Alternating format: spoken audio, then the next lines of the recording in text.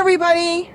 Well, we're here because Gary bought some ice cream bean plants and they came Saturday, thank goodness, because it's a long holiday weekend and we were worried that, I was worried. Gary wasn't worried, but I was worried the post office was going to get stuck with them.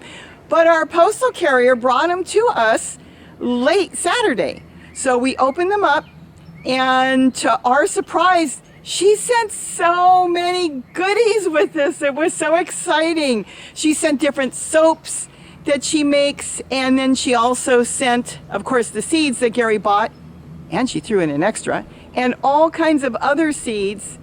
And it was just so exciting to open it up and make sure everything was okay. They came all the way from Hawaii. I haven't gone to Hawaii yet. I don't know when I'll ever have time to go to Hawaii.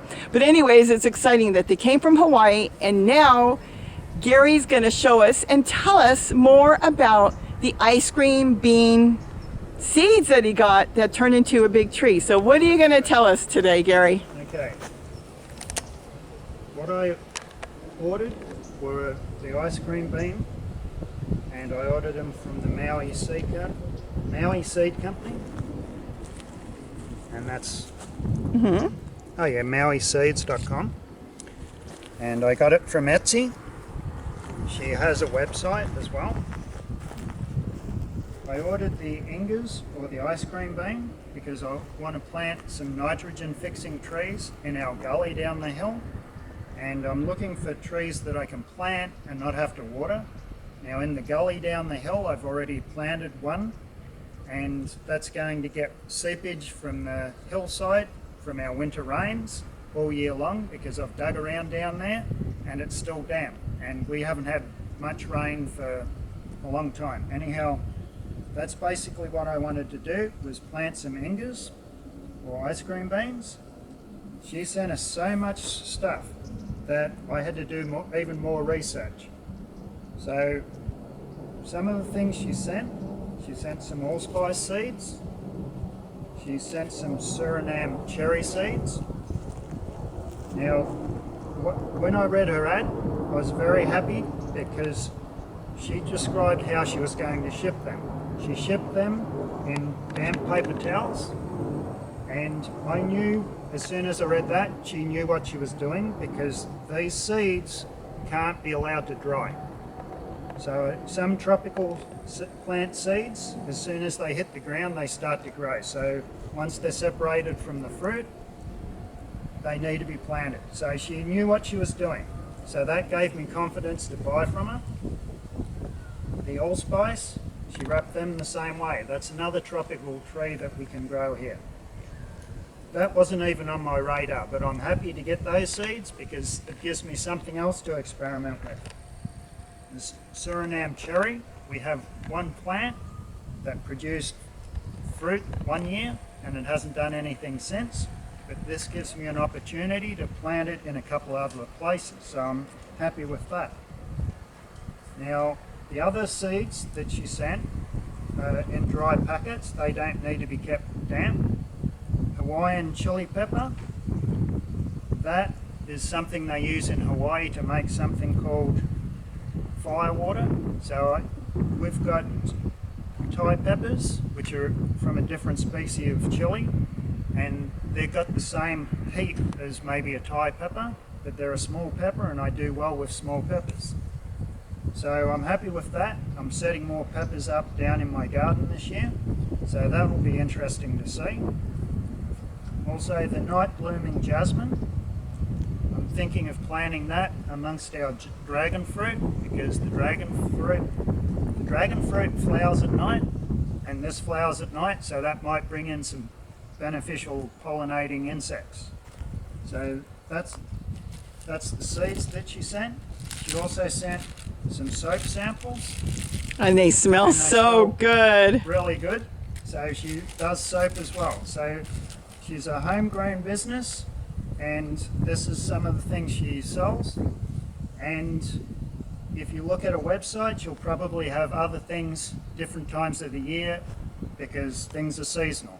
And you know, even with the post office, they can be slow sometimes. She was so fast in shipping, and they actually were really fast too. We got it really quick. Within the week? We got it really quick. Now, the ice cream bean, she may have them year round because they will produce seeds throughout the year. And they were well sprouted. They were well sprouted. So some of the seeds are interesting. This one looks like it's got multiple top growth. It may be polyembryonic, which it may produce more than one tree, or it might just be going to produce one tree with branches coming from the ground. So I'll see how that one goes. And the others are... Looks like a clam. It does look like a clam. They've got an interesting seed pod to them. You know what? What do you eat on this when the tree grows? Like you're getting the seeds from her. What part do you eat? Well, they come in a bean. It's a nitrogen tree, so it comes in a bean pod, something like that big or even larger, and the seeds stack inside them like beans, and you eat the pulp around the seeds. Like the guamachill. Okay. Like the guamachill. All right, let you keep going. So that's another nitrogen fixing tree that we've got. These are somewhat drought tolerant, but they're not as drought tolerant as guamachill. So these will need more water. That's why I'm planting them in the gully. That's a piece of our property that's going to get a lot more water than anywhere else. Anyhow, I'm just going to plant them in these pots. The pots are awful tall. How'd you do that? Well, I took one of these floral pots, I cut it down with a pair of scissors to size, and I'm just going to drop this. So you cut it in half. You cut the bottom out too? Let me see what you did. Okay, you cut the bottom out. I cut the bottom out. I cut down the side. I trimmed the piece around the top here so that can just slide in the lip. And you can make it any size you want, the pot. That gives me a little extra height. Now I want the extra height because these have deep tap roots, and I want to be able to plant them in a deeper pot, and when I plant them out, I'll just be able to slide it out like so, and I'll plant the pot itself in the ground, and that way I'll have most of the roots and I won't be disturbing the roots as much. So there won't be any plant shock because you're going to actually slide the split pot out.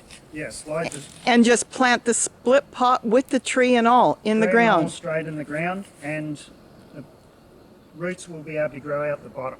And it will bust the pot as it grows Yeah, without a problem. This pot here, I use my stapler to hold it together.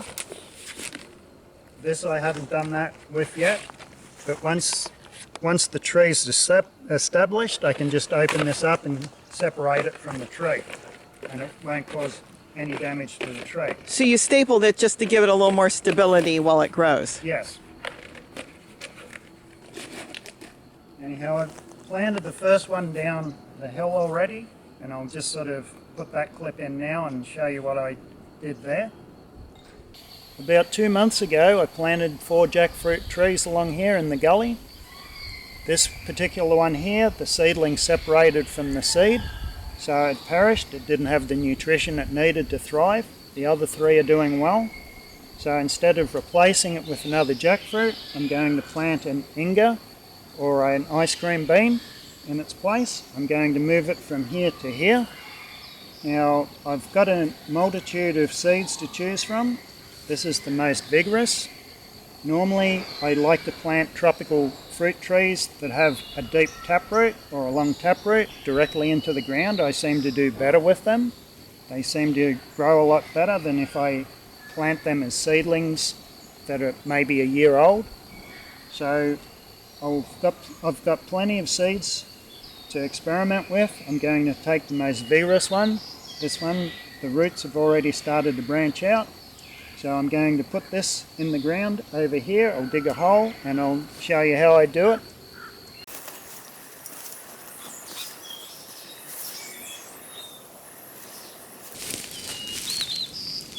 The soil and the humus have already developed nicely under here.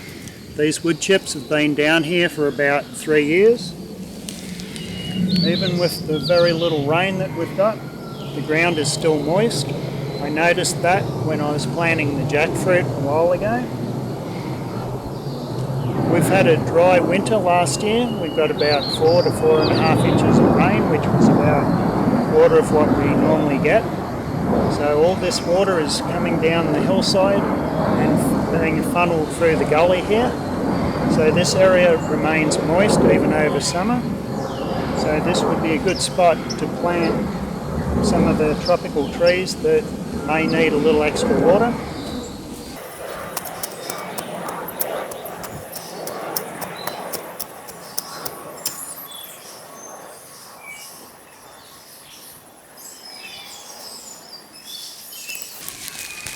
Now, I don't know if you can see this, but the clay that we have, it sticks together really nice, and this is nice and moist still.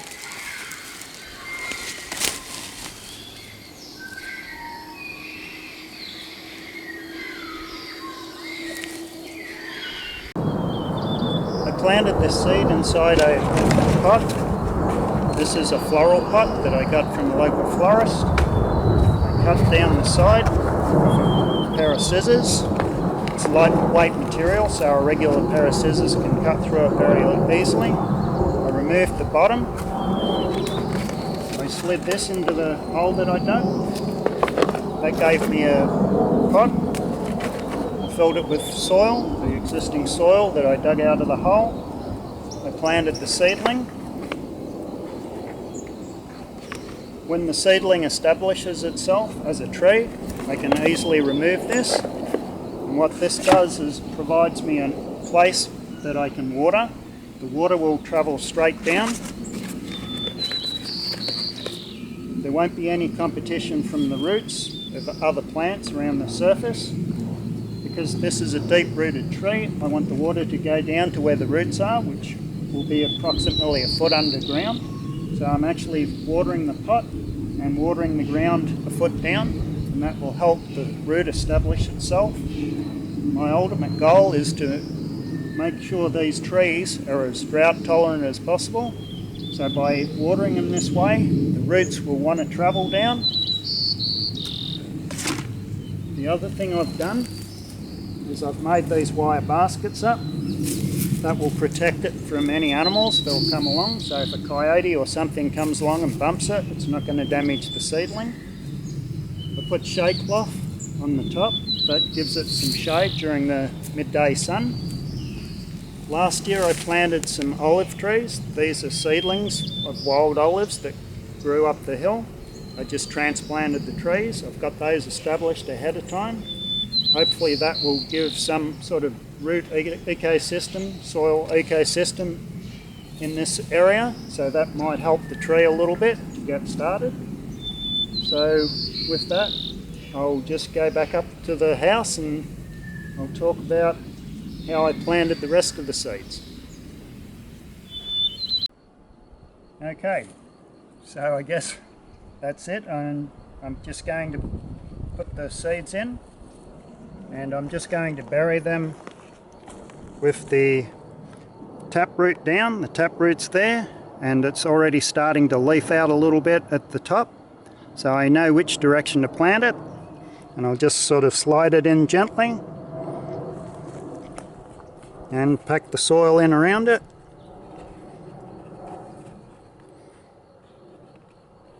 And now all I need to do is water it in, and I've put it in the room that I use for propagating. We've got a sunroom, and I'm going to keep these in the sunroom over winter.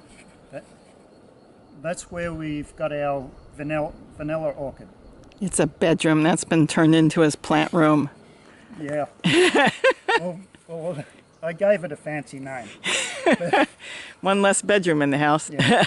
But anyhow, the vanilla orchid is very tropical, and the temperature in there, I've had a minimum maximum thermometer, it rarely gets down below 60 degrees.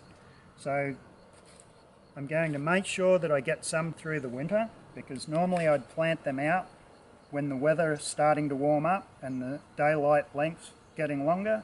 now we're heading into winter. It's October, so I'm going to do a few things. I'm going to experiment a little bit. I have a question. Do you know how long it will take till they would, if they, whatever plants make it, how long it will take till they fruit? I've read it'll take from 3 years onwards. Okay, so as early as 3 years, you could start getting, like the guamachol started about that. About 3 years. So you'll get some, and then as years go on, you get more and more and more, of course. Yeah, and as the tree gets bigger, it'll produce more and more. You can grow them. I've done a lot of research before I bought them. I was trying to select a plant for that spot rather than find a plant that I like and set up an area where I can grow it. I'm starting to do more of looking at the site and trying to figure out what I can plant in that site. They will grow from zone 9 upwards, so 9, 10 and 11. So zone 9, you'll get some frost. So when they're small, you'll have to protect them from the frost, but once they get large, they can handle a little bit of frost. But they do better in the tropics or close to the tropics. So if you're in zone 9, it might take them longer to produce fruit. If you're in zone 11, you'll probably produce fruit in 3 years. Do they lose their leaves during the fall and winter? That I don't really know, but I think they may be semi-deciduous. Okay, so they thin down. Yeah, like the guamachol isn't fully deciduous. It drops, here at least, it drops some of its leaves, and then the leaf growth starts coming back. How about the leaves? What size are they? Are they small leaves or are they big leaves? The seeds we purchased was from Maui Seeds, and they came from Hawaii, of course. And this is what the leaf looks like, and that's what the pods look like. And these are their photos I'm using since we don't have, the tree yet growing to show. But that's what the pods look like, and very similar to the guamachol, as you can see, that we do have. And that's the tree, and that's the large pods. I think they've got larger leaves. Larger leaves than the guamachol. That's interesting. So they're not, I was going to say they're not invasive, but boy, those seeds look like they drop and run. Well, in Australia, some of the people are starting to say they're a little invasive. If you get plenty of rain, they can really take over. Well, this one should be really cool. Yeah. We're in a dry Mediterranean climate. We're in 10A, or sunset zone 23. So I'm not concerned about them becoming invasive here, because as soon as you hit dry land, they're not going to sort of take over. So the birds will be looking for these too once they start. Yeah, unfortunately, and the squirrels, maybe. Right now, the wildlife don't know what these things are.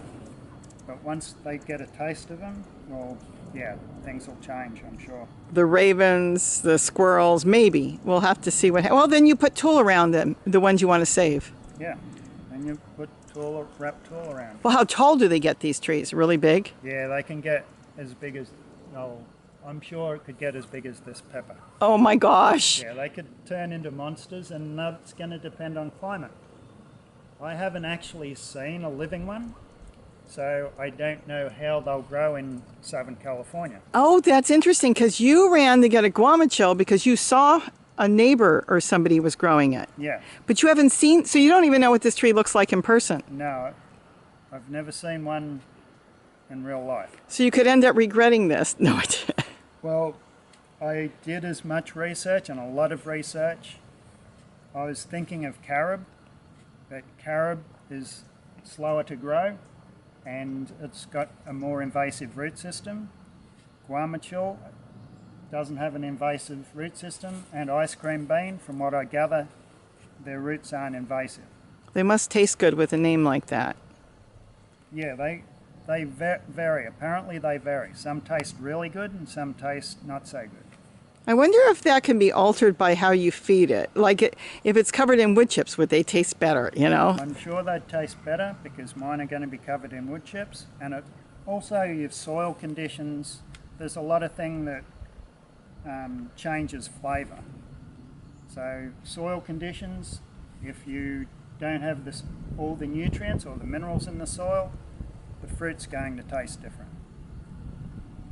And we've got clay, silty soil, so I'm sure it's going to be tasting good. So I can't think of anything else to say, So now you're just gonna go and finish planting up the rest of them. They're going in the back, your sunroom, as you call it. yeah, the back, And then they're gonna stay there all winter? they'll stay there all winter. That's why I want the deep pots, so I don't want to restrict their roots. And they have a long tap root, which will go straight down. If I had them in a shorter pot, I think they would start to coil. I want to make sure that I can get them as drought tolerant as I can. So if I can keep the tap root going straight, that should help it once I plant it out.